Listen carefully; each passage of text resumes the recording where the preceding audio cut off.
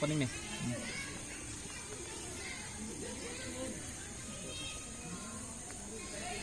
Oke, cuy.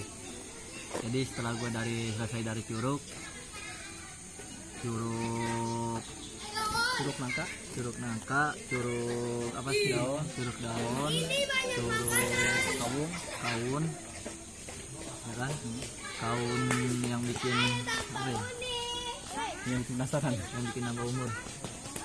Tahun ini gue ulang tahun. Oh iya, tahun ini gua ulang tahun. Ulang tahun ya. Ulang tahun. Waduh. Jembatan di orang-orang. Bahagianya udah punya keluarga. Bisa sama anak-anak dan cucunya. Ya, jadi dari selesai dari 3 curug itu gua langsung explore dan otak gua berendam. Tapi yang dimana gua nggak bisa buat berendam nyelam, emang benar-benar bukan berarti gue nggak bisa, tapi memang tuh tempatnya sangat cetek gitu. Bukannya cetek juga sih, emang khususnya cuma buat mandi doang ya, Bre ya. Gak ada rekomendasi kalau lo pengen nyelam gitu kan. Palingnya kalau berenang sih bisa. Berenang bisa buat nyelam. Benar-benar dasar gitu. Lain sama yang di Cibulau. Insya Allah kalau misalnya Cibulau gue bakal datang kembali, atau misalnya ada curug lain juga datang kembali, gue bakal explore sampai dalamnya di dasar airnya itu.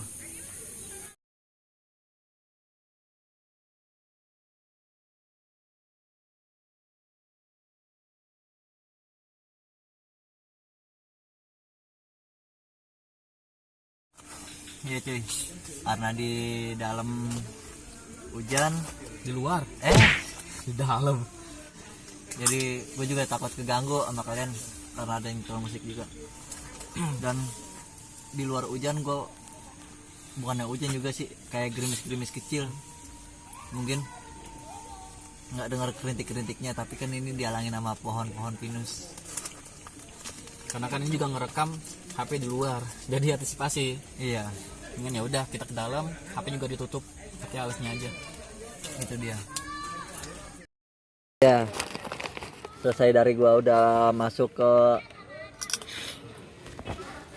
tenda ini, gua langsung mau lanjut aja ke kajian. Setelah dari kajian itu biasa gua bakal istirahat dulu dan lanjut kerja besok. Ya gitulah, kerja konten Ya ribet masuk.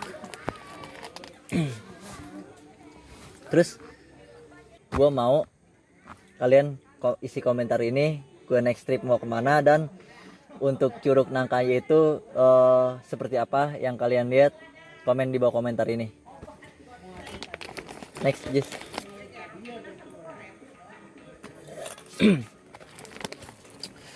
Oke, bismillahirrahmanirrahim. Assalamualaikum warahmatullahi wabarakatuh. Waalaikumsalam warahmatullahi wabarakatuh. Baik, alhamdulillahirabbil alamin. Alhamdulillahi wa kafa. Rabbi shrah li sadri wa yassir li amri wahlul 'uqdatam min lisani yafqahu qawli. Asyhadu an la ilaha illallah wa asyhadu anna Muhammadan 'abduhu wa rasuluh la nabiyya ba'dah. Qala Allah ta'ala fi kitabil karim, inna iddatasy syuhuri indallahi 12 syahran fi kitabillahi yauma khalaqas samawati wal arda minha arba'atun hurum. Dzalikad dinul qayyim fala tuzlimu fihinna anfusakum wa qatilul musyrikina kaffatan kama yuqatilunakum kaffah wa'lamu annallaha ma'al muttaqin. Al-ayah. Alhamdulillah kita bisa dapat berkumpul kembali, bermuajahah, bertatap muka, dan dengan waktu tempat yang berbeda, karena kan memang sebelumnya kita sudah menjelajahi daripada Curug Cibulau, dan alhamdulillah sekarang kita masuk di Curug Nangka. Dan insya Allah kita mulai kajian ini atau tema yang mau saya bawa jadi tentang haji. Nah, jadi bulan Muharram itu, kenapa di bulan Muharram, kenapa dibilang bulan Dzulhijjah? Karena terdapat bulan yang mana satu bulan yang penuh dengan keutamaan di antara bulan-bulan yang lain. Nah, termasuk contohnya itu bulan Dzulhijjah yang terdapat di dalamnya ada kegiatan haji.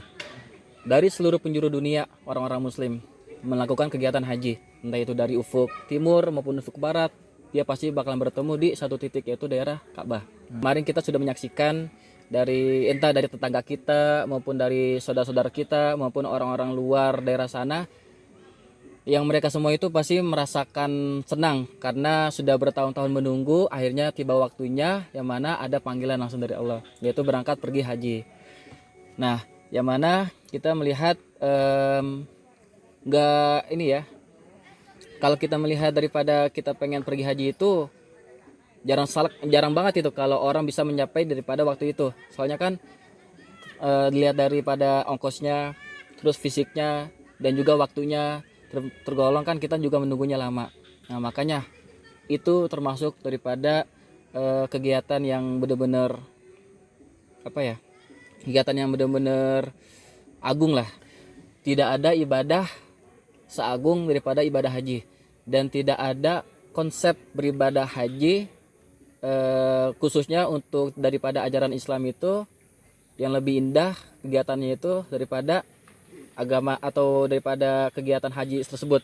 Karena kan memang pergi haji atau kita benar-benar melakukan haji itu kita benar-benar datang ke Baitul itu artinya kan rumah, Baitul Rob, yaitu rumah daripada Tuhan. Karena maksud kita itu kan datang ke rumah Allah, dan kita tahu Allah itu zat yang tidak terlihat tapi hanya bisa merasakan daripada hati. Nah, makanya kita datang ke rumahnya Allah, datang ke Ka'bah tersebut. Jadi di rumah tersebut emang gak ada Allahnya, akhirnya kita melakukan daripada tawaf, kita berkeliling untuk menandakan bahwa kita itu benar-benar menghormati daripada kegiatan haji tersebut. Dan karena niat atau daripada unsur kita berhaji itu udah diterangin di surat Al-Baqarah ayat 196, potongannya doang, yang mana bunyi ayatnya itu watimul hajja wal umrata lillah, dan sempurnakanlah haji supaya diniatkan daripada untuk Allah aja semata, tidak diniatkan untuk lain. Nah, karena urgensi daripada niat kita itu sungguh-sungguh benar hanya haji tok, berarti kita tidak ada niat untuk berpikiran atau bercabang ke niat-niat lain. Karena kan memang fokus. Karena kan memang niat daripada haji itu kita benar-benar langsung dari hati dan melakukan dengan badan, melakukan dengan gerakan badan. Karena nggak sembarang.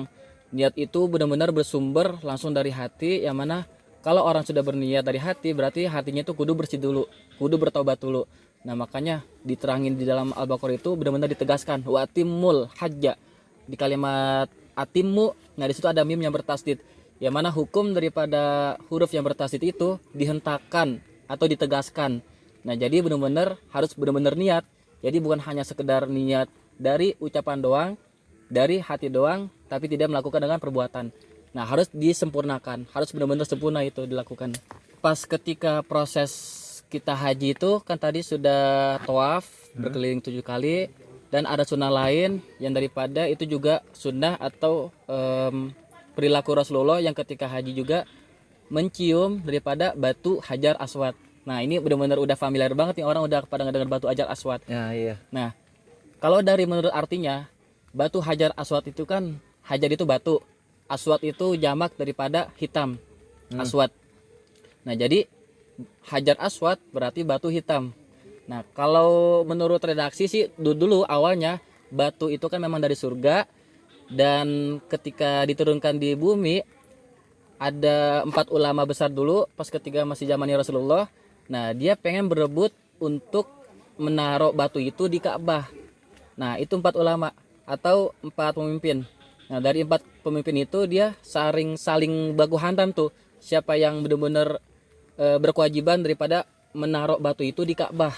Akhirnya sampai benar-benar ricuh di situ, sampai benar-benar baku hantam, sampai kayak pengen peperangan gitu di antara 4 itu. Nah, akhirnya ada satu riwayat yang mana kalaupun memang kita harus begini, kita tunggu sampai orang yang benar-benar keluar dari Ka'bah langsung. Dan ternyata yang keluar dari Ka'bah itu Rasulullah sendiri. Dan Rasulullah bilang ke 4 orang itu, yaudah gini aja, mendingan ini batu coba taruh di kain dah. Taruh di kain, dan ambil coba kain yang bentuknya seperempat, segitiga seperempat ya, pokoknya kotak seperempat Persegi. itu. Persegi maksudnya. Nah, taruh batu di atas kain itu. Sudah ditaruh, terus kalian pegang di ujung-ujungnya. Kalian pegang di ujung-ujungnya. Nah, pas dipegang baru kalian taruh dah tuh di Ka'bahnya.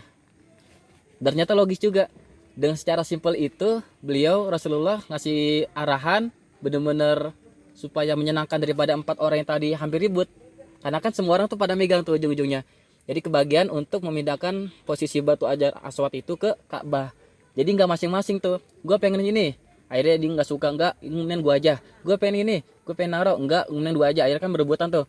Sama Rasulullah udah kasih aja kain, terus dibawa bareng-bareng. Jadi opsinya kesimpulannya sangat efektif gitu ya. Efektif banget, karena kan benar-benar logis. Jadi semuanya senang dan tidak ada keributan. Nah itu. Dan batu Hajar Aswad itu kenapa warna hitam? Karena memang yang tadi lagi gue bilang, dulu pas lagi turun dari surga itu dia memang warnanya berwarna putih. Nah, oleh sebab di dunia, di bumi ini banyak banget orang atau manusia itu melakukan perbuatan dosa, akhirnya itu batu Jadi dikit jadi warna hitam. Nah, karena itu yang gue dengar begitu kan redaksinya. Tapi ya kembali lagi karena memang itu takdir atau ketentuan daripada Allah, ya mau gimana lagi kan? Itu Tapi memang udah itu. Itu mitos atau memang fakta? Kalau itu mitos, Mitos. fakta. Fakta. Karena kan yang namanya batu dari kita tahu kan, semua yang berbentuk barang-barang atau kehidupan daripada surga itu pasti bersifat positif. Kayak ibaratnya kita tahu nih antara hitam sama putih pasti orang pada lebih milih ke putih dong. Nah, ibaratnya kalau batu yang awalnya putih terus jadi hitam pasti ada kejelekan dong sebelumnya itu. Nah, logikanya begitu. Pun kita melakukan daripada mencium daripada batu Hajar Aswad itu bukan semata-mata kita juga menyembah batu. Nah, sama juga kita pergi haji, bukan berarti kita menyembah Ka'bah daripada batu tersebut. Jadi itu hanya semata-mata sunnah daripada Rasulullah. Yang mana Rasulullah pun dulu melakukan sunnah tersebut, jadi mengisyaratkan bahwa kita juga mengikuti daripada sunnah beliau. Yang mana kalau kita mengikuti sunnah daripada beliau, dan insya Allah kita juga termasuk golongan umatnya itu. Dan ini yang membedakan daripada muslimin dan musyrikin. Kalau musyrikin kan dia menyembah batu, menjum batu karena emang dia menuhankan batu tersebut. Kayak ada namanya berhala, dia membuat patung.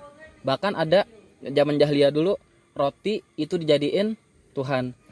Pas ketika lapar dia makan roti tersebut sampai bilang apa itu nama Tuhannya itu, pokoknya bahasanya wahai roti saya lapar, kan kalau kita ya Tuhanku ya gini, wahai roti saya lapar, boleh nggak saya makan dikit aja? Dia makan, dia lapar makan lagi, habis dah tuh roti. Redaksinya itu kabar burung atau enggak? Jadi ini beneran. kan Ya namanya zaman jahiliyah dulu, pokoknya suatu bentuk yang benar-benar nyata. Dan kalau yang untuk rotinya? Kalau yang roti bener. Oh itu benar. Kan itu kan ini jadi gua mensyaratkan menyeluruh daripada keadaan zaman dulu jahiliyah ya. Namanya jahiliyah kan, jadi jahil itu artinya kan bodoh. Berarti Jahiliyah kisah berarti itu ya? kebodohan. Jadi yang mana kan semua dalam bentuk nyata dan bisa dilihat, dan kita itu bebas untuk menuhankan sesuatu, yaitu salah satu tadi menuhankan daripada roti. Nah ya udah, kalau kita menuhankan roti pas kita lapar terus kita makan roti tersebut, udah Kita Tuhannya makan mati ya. Jadi ya nauzubillah min zalik ya. Abis lu nggak punya Tuhan lagi yang makan roti. Makanya kan alhamdulillah sekarang sini-sini kita sudah mulai melek nih, maksudnya sudah mulai ada peradaban. Nah kembali lagi bahkan Ibnu Abbas itu menyebutkan bahwa batu Hajar Aswad itu bagaikan tangan kanan Allah di bumi. Nah, barang siapa orang yang mencium atau memegang daripada batu tersebut, maka seolah-olah dia telah mencium tangan kanan Allah. Nah, tapi kita jangan menyimpulkan atau melogiskan kita itu benar-benar mencium tangan Allah. Nanti kita pikirin kemana-mana nih, kok Allah kayak gitu berarti Allah punya tangan dong. Jangan sampai ke situ, nauzubillah. Karena kan kalau kita sampai memikirkan daripada itu, berarti kita secara nggak langsung musyrik. Karena kita sudah memikirkan wujud Allah. Nah pokoknya itu secara ini aja, kesimpulan daripada seolah-olah. Jadi seumpama. Jadi nggak benar-benar kita beneran megang tangan Allah. Enggak. Dari analogi itu yang didapat dari redaksinya Itu yang menyebutkan itu Ibnu Abbas. oh Ibnu Abbas radhiyallahu anhu. berarti hadis itu ya? Bukan. Oh bukan itu. Ibnu Abbas itu riwayatnya ke orang siapa gitu nggak tahu. Pokoknya Ibnu Abbas pernah berkata seperti itu. Karena kan Ibnu Abbas itu termasuk sahabatnya Nabi Muhammad juga. Jadi kemanapun beliau Nabi Muhammad pergi pasti suka ada beliau. Dan sahabatnya Rasulullah banyak juga ya. Jadi bukan hanya beliau doang. Makanya ketika beliau melakukan sesuatu atau mengucapkan sesuatu itu benar-benar diikuti sama pengikut-pengikutnya, umat-umatnya. Nah, yang dimaksud dengan hadis juga kan itu sebenarnya hadis itu ucapan atau perkataan dari lisan. Lisan. Nah, terus hadis bukan hanya sekedar ucapan atau lisan doang, tapi juga perbuatan. Bahkan ada satu kisah yang mana seorang sahabat melihat Rasulullah ketika melewati daripada jalan yang mana jalan itu ada pohon dan pohon itu agak sedikit bungkuk. Nah, jadi pas ketika Rasulullah lewat situ, dia juga ikutan bungkuk lewat, seret aja. Terus gitu, sahabat ngeliat tuh memperhatikan. Nah, pas ketika pohon itu sudah tidak ada dan Rasulullah pun sudah wafat, sahabat akhirnya tetap ngikutin meskipun tidak ada pohonnya. Oh, Nah, itu saking utamanya perbuatan atau sunnah Rasulullah. Masya Allah ya.